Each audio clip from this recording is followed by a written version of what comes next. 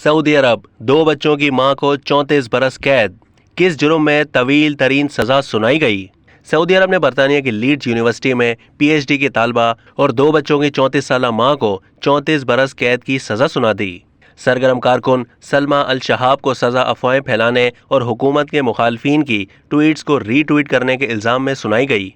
Washington में कायम हुकूक इंसानी के ग्रुप फ्रीडम इनिशिएटिव का कहना है कि सलमा को 15 जनवरी 2021 को उस वक्त गिरफ्तार किया गया जब वो अपने खानदान के साथ छुट्टियां गुजार रही थी और बरतानिया वापसी की तैयारी कर रही थी। ये इंकशाफ भी किया गया कि सलमा को दी जाने वाली सज़ा सऊदी अरब में ख़वातीन के हुकूक के मुहाफ़िज़ को दी गई अब तक की तवील तरीन सज़ा है। कबल अज़ीं सलमा अल शहाब को इब्तिदाई तौर पर दहशत गर्दी की खुसूसी अदालत ने 3 साल कैद की सज़ा सुनाई थी, तहम अपील कोर्ट ने सज़ा को बढ़ाकर 34 साल कर दिया।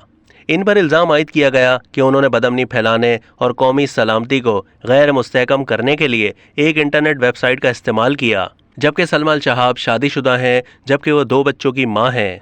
दूसरी जानिब सलमा अल शहाब की सज़ा के खिलाफ इंसानी हुकूक की तंजीमों ने फैसले की मजम्मत करते हुए रिहाई का मुतालबा किया। इंसानी हुकूक की तंजीमें सऊदी मयार इंसाफ के लिहाज से सलमा की सज़ा को तकलीफ दे करार दे रहे हैं। सऊदी वली अहद मोहम्मद बिन सलमान के बारे में मुबस्सिरीन का कहना है कि वो अगरचे कदामत पसंद इस्लामी मुल्क में ख़वातीन को ड्राइविंग के हक और दूसरी आज़ादी देने की वजह से तनकीद की जद में हैं। अब तक के लिए इतना ही। मज़ीद मालूमात के लिए डेली जंग के यूट्यूब चैनल को सब्सक्राइब कीजिए और फेसबुक के पेज को भी लाइक कीजिए।